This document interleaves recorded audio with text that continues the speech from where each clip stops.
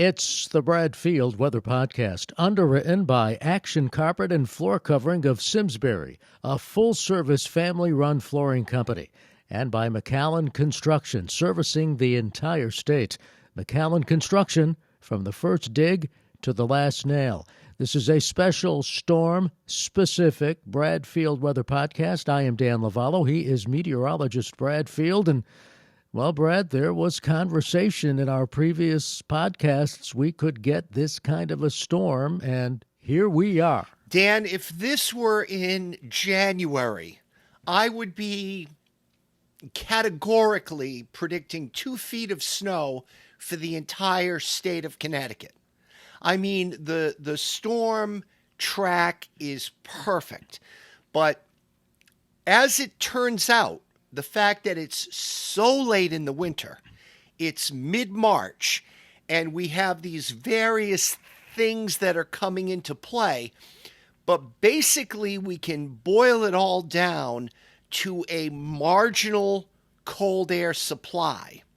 So there are a lot of unknowns here for me. For example, I don't know tomorrow if it's 35 or 36 and snowing heavily, if it's going to be able to accumulate.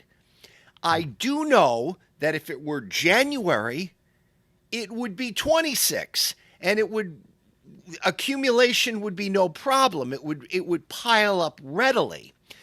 But because of the fact that these temperatures are going to be borderline and critical, we run into a whole load of other problems too, Dan, that we'll discuss as we move along. Well, and we'll get to the watches and warnings in just a minute. We're putting this podcast together on Monday morning, March the 13th. But essentially, what you're saying is there are so many variables because we're in the month of March. Is that correct? Exactly. We've talked a multitude of times here on the podcast, Dan, about how the sun's angle is steepening, the days are lengthening, and the solar radiation can poke right through even in an overcast. So if it is snowing heavily, let's just say at noon tomorrow, Tuesday, March 14th, but the temperature is 33 or 34 degrees, it may be accumulating readily on grassy surfaces, but the roads could just remain wet. This is sort of an unknown that I really am not processing because I've not had a lot of experience with these kind of storms that come so late in the season, and they're perfect winter storms, but they're essentially coming in very late winter or early spring. So this is a very difficult situation. You know, you can sort of hearken back to a few in the past, like I remember the April 1st storm of 1997. And that did a tremendous amount of tree damage, Dan, in parts of the state. This could happen with this storm.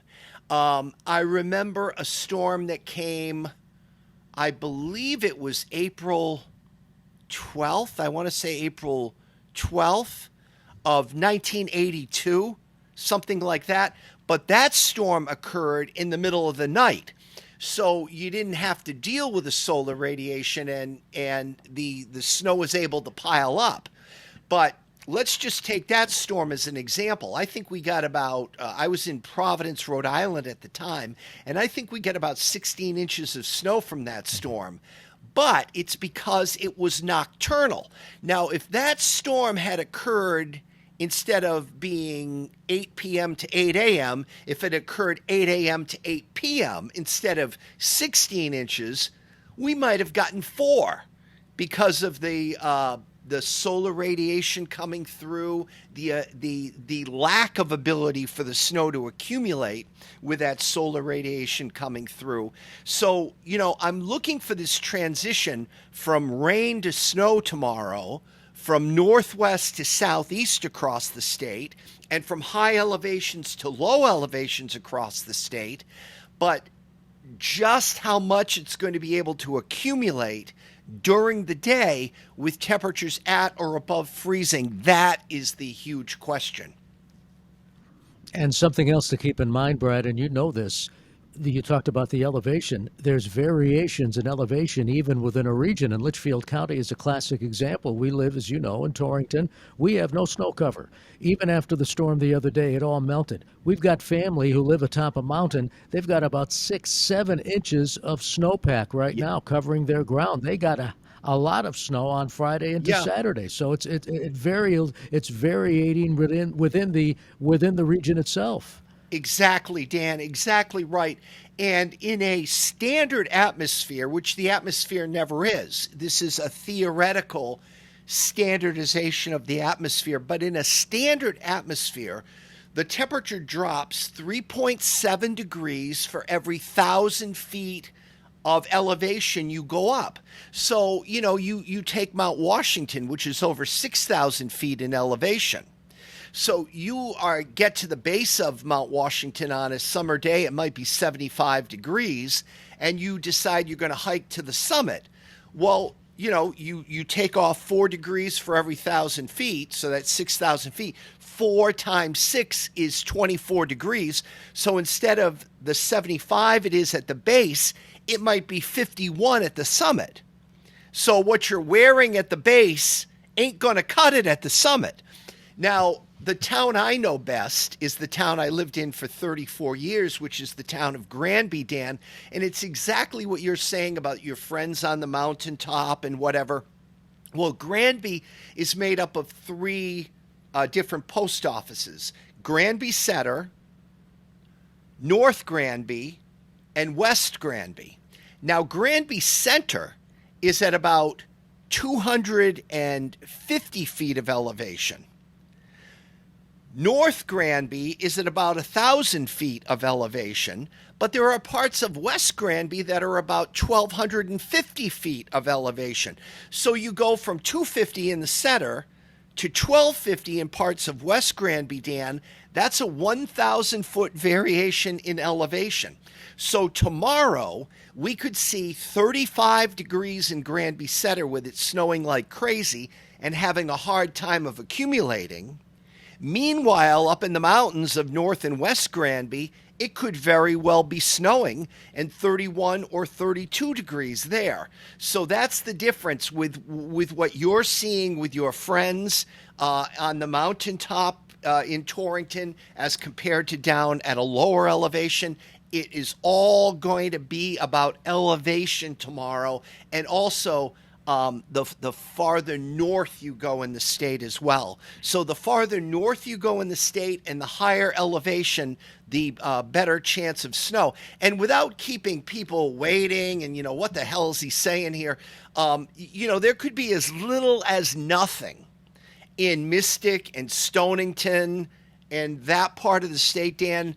Maybe a little slush at the end, that's it. But then you get up your way, Torrington and the high points north and west of Torrington within Connecticut, we could be talking 20 inches, maybe even a little more than that, of heavy, wet snow. And the implications that has for tree damage and for power outages is just incredible. Brad, all that said, and again, we're putting this podcast together on the 13th of March. Let's take a look at some of the watches and the warnings that are already being announced. Yeah, the winter storm warning is in effect, Dan, for heavy snow for Litchfield County, for Tolland County, and for Windham County. Where's Hartford County, you might ask? Well, what the National Weather Service, I think, is trying to show here is that Hartford County bounds the Connecticut River. So what they're trying to say here is the lower elevations of Hartford County, the places right along the river, like Hartford, like Windsor Locks, like East Windsor, like Enfield, on up to Springfield, may have less amounts because of this lower elevation. But once you get out into western Hartford County, places like Burlington, north to West Granby, North Granby, like I cited, and up to Heartland, they are going to behave like Litchfield County. And they are going to get that heavy, heavy wet snow. And you may be able to drive within a town. And I'm picking Granby again because I know it like the back of my hand. You could get 2 or 3 inches in the town center. You could get a foot to a foot and a half in the hills. So you could drive literally 15 minutes and go from 2 inches to a foot and a half. Wow. It's crazy. It really is. Now You had asked about the watches and warnings that yes, Hartford, right. because they don't know what's going to happen in these lower elevations, has a winter storm watch. A warning means it's imminent. A watch means, hey, we're keeping an eye on this. It could require a warning at a later time. So that's what's going on in Hartford County. But even downstate, Dan, northern Fairfield, northern New Haven, northern Middlesex, northern New London, all have winter weather advisories.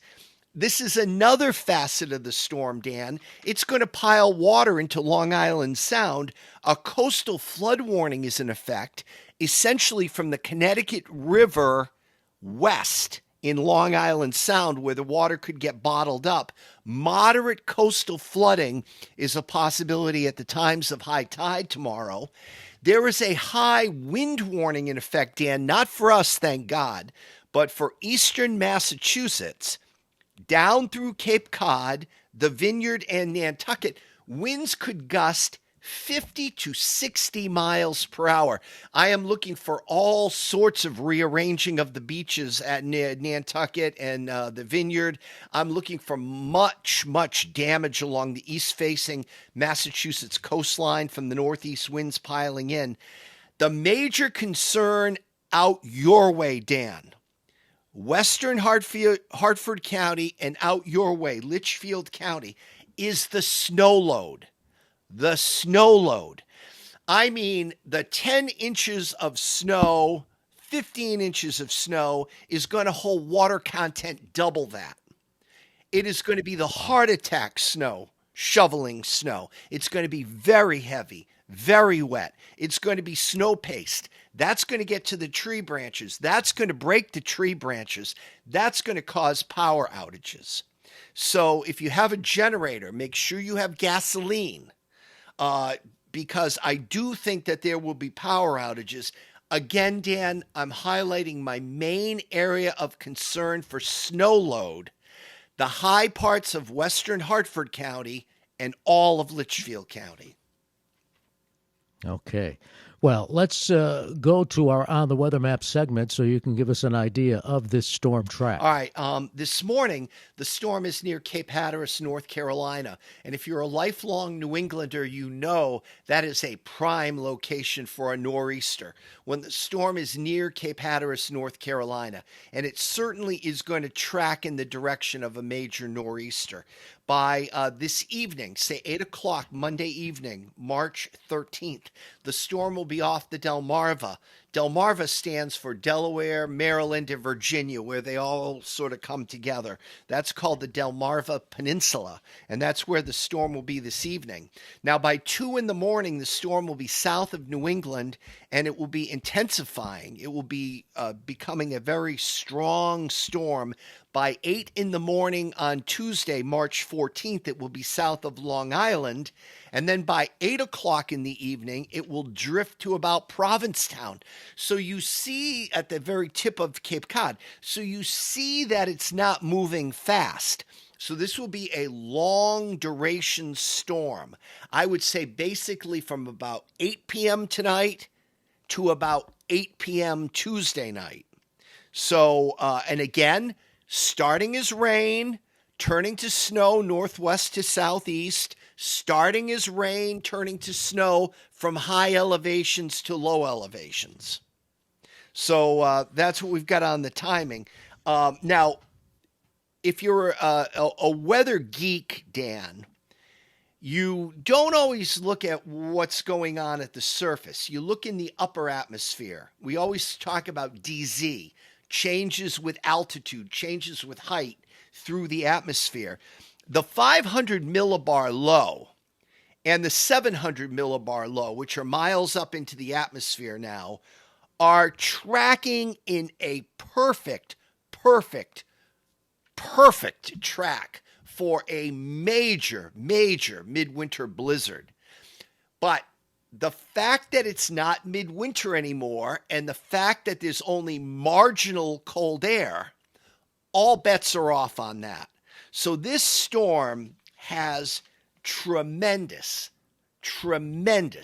bust potential.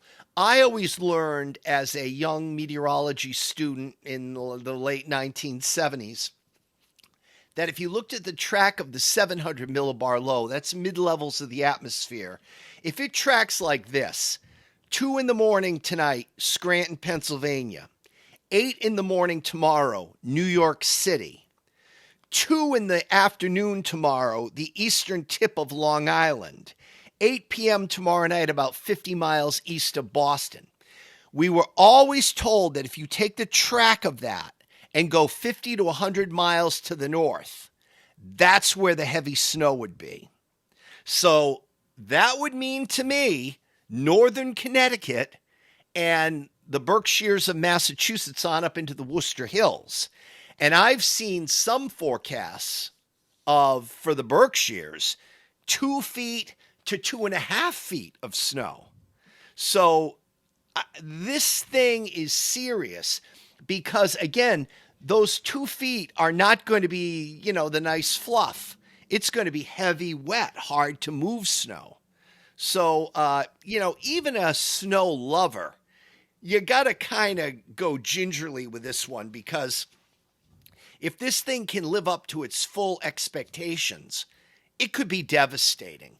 I mean, where it hits with the snow load, in terms of tree damage, in terms of power outage, I mean, you could be talking about days without power type of thing. And that's not fun. So, that's basically it on the track, Dan. But I just want to hit home with the point that, this in spots, not everywhere, is going to be very serious for different reasons. We'll get to timing and amounts in just a moment. But Brad, as you look at all these variables, all these figures, all your computer readouts, etc., can you compare this to other storms in previous months of March? I think I think there are several analogies, Dan, and even though it's not in March, I think the October snowstorm could be analogous, where within towns, because of elevation, there are tremendous variations. I do think it could be similar to the March superstorm of 1993. Even though the March superstorm of 1993 had a much more southern start. It started in the Gulf of Mexico. It came up, even Atlanta got crushed by that storm. This storm is starting more around Cape Hatteras, and it's going to move up. Now, we talk about the marginal cold air, but here's another wild card. There are storms, and I'm trying to think of the year this was. I think it was May of 1979 that we had snow in May. Yes. It was concentric, where the precipitation was hardest on radar. It was snow. Then as you got to the edges, it doesn't matter if it's north, south, east, or west. When you got to the edges where the precipitation was letting up, it was rain. So I will say this. I think tomorrow, the heavier the precipitation comes down, the more likely it is to be snow. When it lets up, it'll be rain. This is called evaporative cooling. So in other words, what's happening is the precipitation coming down from the cloud is mixing colder air down to the surface. And the heavier it does it, The heavier the precipitation comes down, the more cold air will mix to the surface, and the more it will allow for the precipitation to be snow instead of rain. But when it lets up, it may very well turn to very light rain. So, that's another thing we're going to have to look out for tomorrow. All right, Brad, as we put all this together, you've got the timing of the storm, the snow amounts, your predictions, the National Weather Service's predictions. Lay it all out. All right, for I'll us. start, Dan, I'll start with the timing, and then I'll go to my predictions so that, people don't have to wait around for that. The timing of the storm is, I would say, the worst 24-hour period would be about 8 p.m. tonight. Now, does that mean you can't drive your car at 8 p.m. tonight? No, it does not. It does not. It may very well just be raining at your house. But from about 8 p.m. tonight, Monday night, to 8 p.m. Tuesday night will be the main impacts of the storm as it tracks up the coast on that course from Cape Hatteras to basically Provincetown by Tuesday night. All right, so that's the worst of the storm. Again, we go from rain to snow. Again, the transition is northwest to southeast across Connecticut. It turns first in Canaan and Salisbury. It turns last in Mystic and Stonington. It turns first in high elevations, let's say over 1,000 feet. It turns last at low elevations, let's say under 250 feet of elevation. So we've got all these different things going on. Now, I've tried my very best to factor in the sun's angle and the solar radiation and the heavy snow coming during the day and all this different thing. I've come up with this. These are my accumulations. For the Connecticut shoreline, the I-95 corridor, this is Brad Field's prediction. I'm predicting 1 to 3 inches of snow, mainly after dark tomorrow night, Tuesday night. I'm predicting along the I-84 corridor from Danbury south, Waterbury south, Hartford south, and on out toward the Northeast Hills. But they're a whole nother matter once we get up toward, Willington and Union and that area. So, but let's just say from Hartford to Danbury and a little south of I-84, I've got 3 to 6 inches of snow. It could snow a good part of the day tomorrow, but I think it's going to have a heck of a time sticking until very late in the day and in the evening. Now, from the Connecticut River Valley, basically Hartford to Springfield up along I-91, I'm predicting 4 to 8 inches of very heavy, wet snow. Again, it's going to come down like crazy at times, and people are going to think, why is this not accumulating? Because it's melting almost as fast as it's coming down. So that's going to be a problem there. Now, once we get out into the Northeast Hills, out up toward, as I said, Willington and Eastford and Union and that area, 8 to 12 inches of snow. Extreme western Hartford County, Burlington, on up into parts of Granby, 8 to 12 inches of snow. Around and northwest of Torrington, Dan, 12 to 18 inches of snow. Now, believe it or not, I'm at kind of the lower end of predictions because there are higher end predictions for the storm. And those are predictions, are they coming from the National Weather Service? Yeah, it's that experimental thing that we've done a few times this year from the National Weather Service. So again, you just heard my forecast. Right. This is the experimental. So in other words, the high-end prediction, what the National Weather Service thinks has about a 10% chance of coming to realization. Okay? Torrington, 21 inches. Can you imagine how crippling a heavy, wet snowfall of 21 inches would be? I can't imagine. I mean, it would be crippling. It would Yeah. be. But that you've got about a 10% chance of that happening. Wow. Waterbury, a foot. Hartford to Springfield, 10 inches. Remember now, I have 4 to 8 for that area. Right. Willimantic, out toward Yukon, 8 inches. Shoreline, New Haven, 5 inches. And New London, 3 inches. These are the high-end predictions from the National Weather Service. Now, it's an experimental model. The low end, which means there's a 90% chance or better of getting more than this, a slushy inch along I-84, nothing to the south. A slushy inch along I-84, a few inches in the Northeast Hills, and 6 to 9 inches in the Northwest Hills. So when you try to interpret the data, Dan, what that means for the Northwest Hills, including you, is that they are essentially saying, let's start with 6 to 9 inches on the ground. That's a shoo-in. Now, can we get to 21? It'll be somewhere in there. That's what they're saying essentially when you cut through all what the data, how the data prints out and how the data reads. So I do think it's a serious issue for Litchfield County. For sure. Now, after the storm, and this is going to be, as you said, a lengthy storm. What happens? Give us a brief overview of what happens after the storm. Okay.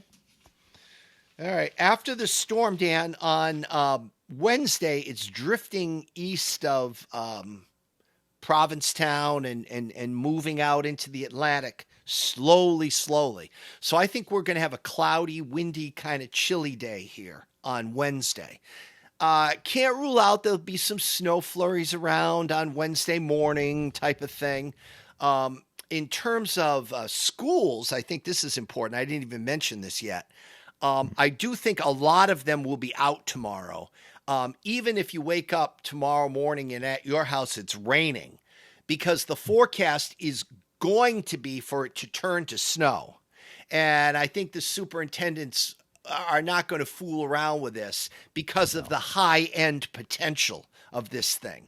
They're not going to risk getting the buses out there and getting them stuck and all that. So I do think that the preponderance of schools are out tomorrow. And I do think there might even be delays around on Wednesday. And I mean, up your way, Dan, I mean, school could be canceled Wednesday, Thursday, Friday. I mean, it could be mainly because of power outages. No power in a lot of places.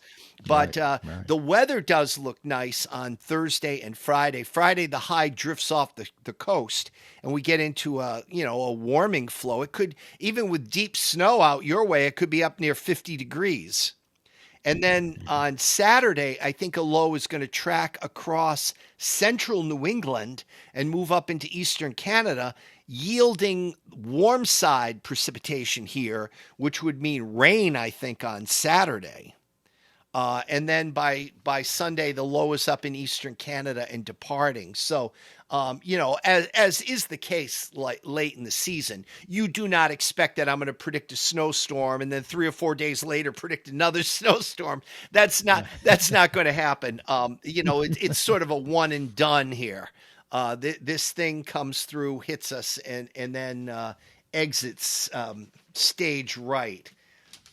There was one other thing I wanted to show. I saw it here in my notes, but the odds. We like to do those odds before we get to the before we get to the actual forecast, Dan. And I'll start at the high end and work my way down. The odds of you getting 18 inches or more at your house, Dan, in Torrington, 11%. But still, I've got you in for 12 to 18. The odds of you getting 12 are 51%. I mean, you can take those odds. That's the odds of getting 8 inches or more of snow, Torrington 74%, Waterbury 28%. The odds of getting 6 or more: Torrington 83%, Springfield 49%, Waterbury 42%, Willimantic 33%, and Hartford 29%. The odds of getting 4 inches or more of snow, which of course is plowable, and it's going to be a kind of storm that we think back on that, hey, it had some impacts around here. Torrington, 89% chance of that happening. Springfield, 67% chance, even in the valley. Waterbury, 59%. Hartford to Willimantic, 50-50, but along I-95, only a 10 to 20% chance. So again, the Brad Field prediction of snow amounts is 1 to 3 on the I-95 corridor, basically coming very late Tuesday and Tuesday evening. 3 to 6 along and south of I-84, north of Hartford up to Springfield in the valley. Enfield, for example, Long Meadow, for example, 4 to 8 inches of snow. Northeast Hills, 8 to 12 inches of snow. Extreme western Hartford County, 8 to 12 inches of snow. Jackpotting you, Dan, 12 to 18 inches of snow. In Litchfield County? Yes, sir. Almost all of Litchfield County. Oh, okay. All right. Well, as we, again, put this together on Monday morning, March the 13th, we're going to put a lid on the podcast, wrap it all up by giving the forecast. What does your forecast look like? All right, Dan, it's just cloudy this afternoon. Temperatures between 38 and 44 degrees. Now, tonight, rain. It's going to slowly mix with snow in the higher elevations first of northwestern Connecticut. First, Canaan, Salisbury, working down toward Torrington and Goshen. Then maybe by morning to Bradley and to Hartford type of thing. But the rain converting to snow, northwest to southeast, high elevations to low elevations, 32 to 37 tonight. Now that rain changing to snow process continues during the day tomorrow, going from Hartford eventually down to the Connecticut shoreline. West to east along the shoreline, too. It'll change in Stamford and Greenwich before it changes in Mystic and Stonington. So it's a longitudinal, easy for me to say, longitudinal thing that'll be happening tomorrow, too, from west to east. So the rain converting to snow, the whole process continuing, winds gusting to 40 inland, 50 to 60 on the Connecticut shore, especially late tomorrow and tomorrow evening. Tuesday night, snow tapering off and ending. Still windy, 28 to 34. Wednesday, mostly cloudy and windy, 36 to 42. But here comes some nice stuff. Thursday, mostly sunny, 45 to 50. Friday, increasing clouds, 46 to 52. And Saturday, rain. Of course, that's our day for baseball tryouts for the whole team. 46 to 52 with rain. Did I tell you as a baseball coach I hate being in the gym? There's just something about a gym and baseball that doesn't really... Oh, it doesn't resonate. It doesn't resonate. Not at all. No. That's it, Dan. That's it. I mean, everybody stay safe through the storm. Yes, yes. As always, throughout the whole winter season, thank you to McAllen Construction for their sponsorship, and thanks to Kevin and Stephen Blake over at Action Carpet for sponsoring us during the big storms. For sure. And like you said, Brad, to echo your thoughts to our podcast audience, be safe. To you and Sandy, be safe. And, well, it's not like we haven't faced a storm like this before, so we'll just hunker down and be ready. Dan, I'm mostly concerned about you and Susan and my friends in know you are. the high spots of Hartford County and Litchfield County.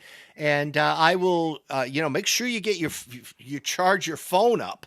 Yes. And, if you have fireplaces, bring in the firewood and type of thing, because, power outages, I think Eversource was predicting more than 100,000 outages they're predicting. Right. From they're looking at their models for this storm. And by the way, all of that information is available at bradfieldweather.com, including links to both Eversource and United Illuminating to follow the power outage maps. It's all there, the podcast, the daily forecast, the links to the, as I said, utility companies. Just go to bradfieldweather.com. And on that note, the Bradfield Weather Podcast has been underwritten by Action Carpet and Floor Covering of Simsbury, a full-service family-run flooring company, and by McAllen Construction. McAllen Construction services the entire state, including snow removal, from the first dig to the last nail.